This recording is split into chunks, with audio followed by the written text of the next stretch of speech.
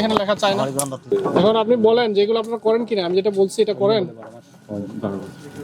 এখন কিন্তু আপনি বিপদে পড়ে গেছেন, যদি সত্য কথা না বলেন তাহলে আপনার প্রতিষ্ঠানে কি হবে আমি বলতে পারবো না। মেড ইন চায়না লেখা আছে, এখন বলেন। তারপর আর স্পষ্ট ডিক্লেয়ার দেওয়া দরকার আছে মেড ইন চায়না যাবে কি না, মেড ইন চায়না না, আপনি স্পষ্টভাবে বলেন। এখানে তো অনেকে আছে, আপনি চায়না বলে বিক্রি করেন না, এখানে মেড ইন চায়না লেখা, এটা আমি কি বুঝবো? আপনি বলেন এটা বাংলাদেশি বুঝবো? আমি যেটা বলছি যে আপনি বিদেশি পণ্যকে বিদেশি, মানে আপনি তো এগুলো কোনো কাগজ নাই বলছেন, আছে বিদেশি কোনো কাগজ নাই আমার কাছে, আপনার দোকানে আছে, আপনার কাছে আমরা বলি না, আপনার দোকানে আছে কিনা নাই তো। আর এগুলা দেশি প্রোডাক্টকে বিদেশি পণ্য বিক্রি করেন? হ্যাঁ, বিক্রি করেন না। তাহলে এখানে যে লেখা চায়না, এটা তার কি বোঝায়? এই যে সব কয়টাই চায়না, এই যে দেখি, আপনি তো আমাদেরকে বললেন যে আপনি বিদেশি কোনো পণ্য বিক্রি করেন, তাহলে চাইনিজ প্রোডাক্ট এখানে পাইলাম। আপনি সবই তো সংগ্রহ করছেন। এখন একটা প্রোডাক্ট চাইনিজ হইলে ওটা তো সংগ্রহ করলে চায়না থেকে আসছে ধরে নিব আমরা, তো চায়না থেকে আসলে ওটার ডকুমেন্ট কি আপনার কাছে আছে?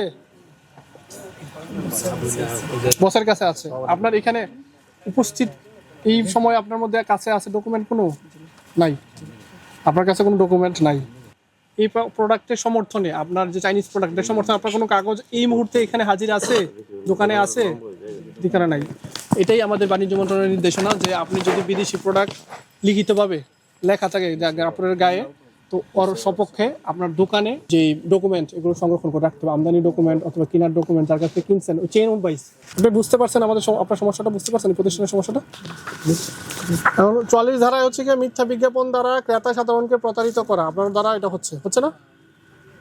বলেন, কথা বলেন, হচ্ছে? এই বিজ্ঞাপনটা মিথ্যা হচ্ছে কিনা আপনার যে বিজ্ঞাপনটা? আপনি আমার কথা জবাব দেন, নাহলে তো হবে না।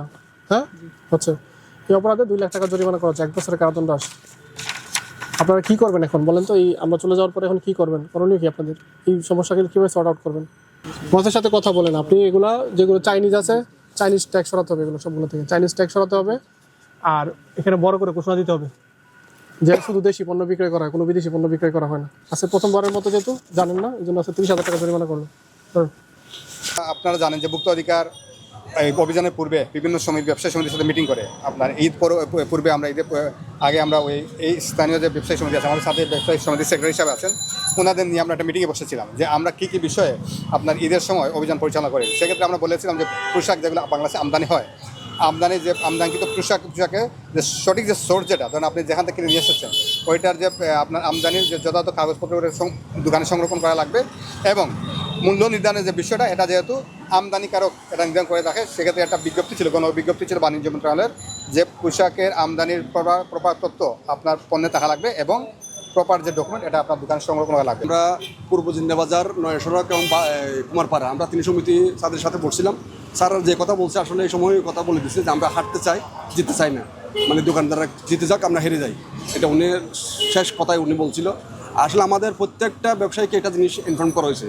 এখন যদি বলেন যে আমি জানি না, সেটা এটা হয়তো ঠিক না। আমাদের গ্রুপে দেওয়া আছে এবং আমি ডোর টু ডোর যাইয়া সবাইকে বলছি।